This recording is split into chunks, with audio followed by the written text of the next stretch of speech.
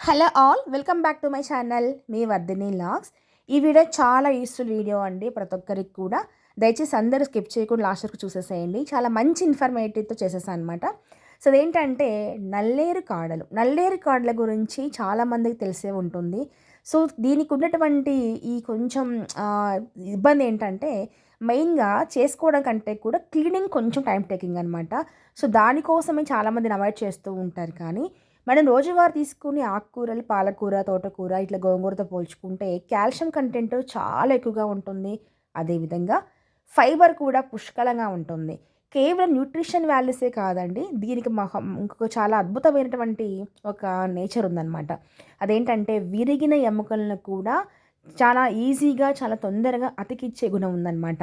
మనం ఏదైనా ఆర్థో రిలేటెడ్‌గా ఇష్యూస్ రైజ్ అయినప్పుడు ఫస్ట్ మన డాక్టర్స్‌కి వెళ్ళినప్పుడు వాళ్ళు సర్జరీ ప్రిఫర్ చేస్తారు. లేకపోతే కట్టు వేస్తారు కదండీ. సో ఇవన్నీతో పాటుగా మనకి మెడిసిన్ కూడా ప్రిస్క్రైబ్ చేస్తారు కదా!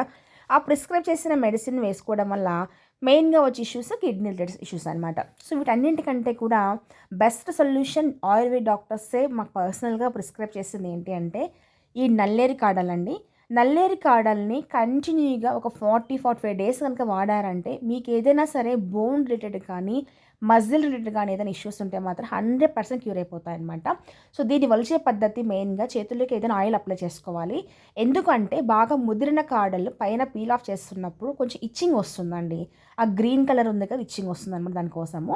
సో నేనిప్పుడు మీకు మంచి చట్నీ చూపిస్తున్నాను. రోజువారీ చేసుకునే టిఫిన్స్‌లో కానివ్వండి, రైస్‌లో కానీ రొట్టె పచ్చడి అనమాట.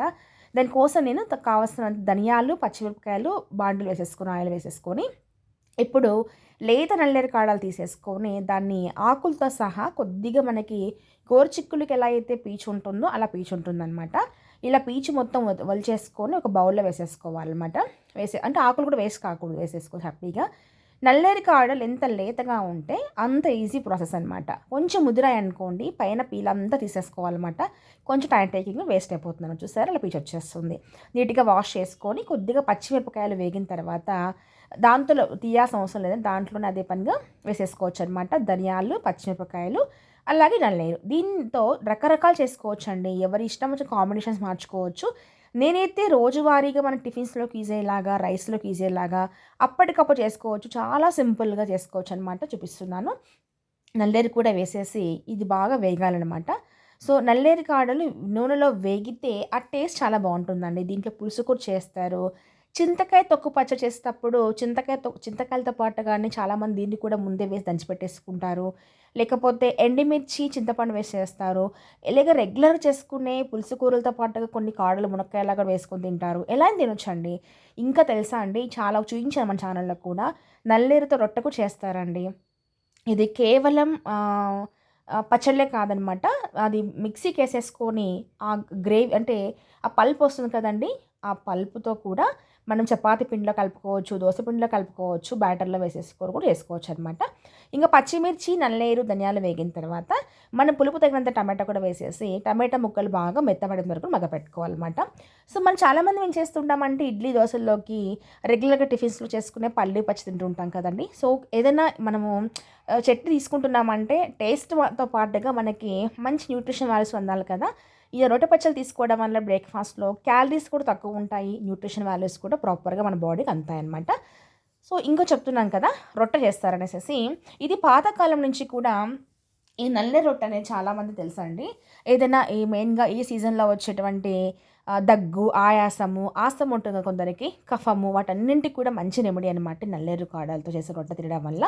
సో ఇప్పుడు కొద్దిగా నేను కొత్తిమీర, అలా కరివేపాకు, కొద్దిగా జీలకర్ర కూడా వేసేసేసి మూత పెట్టేసేస్తే ఒక 10 నిమిషాలు చల్లగైపోతుంది కదండీ! అప్పుడు దాన్ని తీసేసుకొని మిక్సీకేసేసుకోవడమే. దీంట్లో కొద్దిగా ఉప్పు, అలాగే జీలకర్ర కూడా వేసేసుకున్నామనమాట. ఒక 4 వెల్లుల్లిపాయలు వేసుకొని మిక్సీ పట్టుకుందాము. పులుపు అడ్జస్ట్ కాకపోతే చింతపండు కొంచెం వేసేసుకోండి. నా దగ్గర అయితే రెడీగా చింతపండు గుజ్జుంది కాబట్టి వేసుకుంటున్నాననమాట.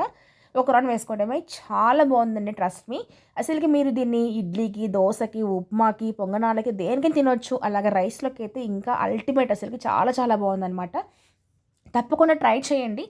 నల్లేరు చాలా ఈజీగా ప్రాపగేట్ అవుతుందండి. దీనికి ఉన్నటువంటి అసలు చెప్పాలంటే చాలా చాలా కలుపు దగ్గర చిన్న ఒక వేరంత తీసుకొనొచ్చి పెడితే కూడా ఈజీగా ప్రాపగేట్ చేసుకోవచ్చండి. ఎప్పుడు కావాలో అప్పుడు మనము ఇలా రకరకాల చట్నీస్ చేసుకోవచ్చు. ఆ పల్ప్ తీసుకొని చపాతీ పిండిలో వేసుకొని రోటీస్ చేసుకోవచ్చు.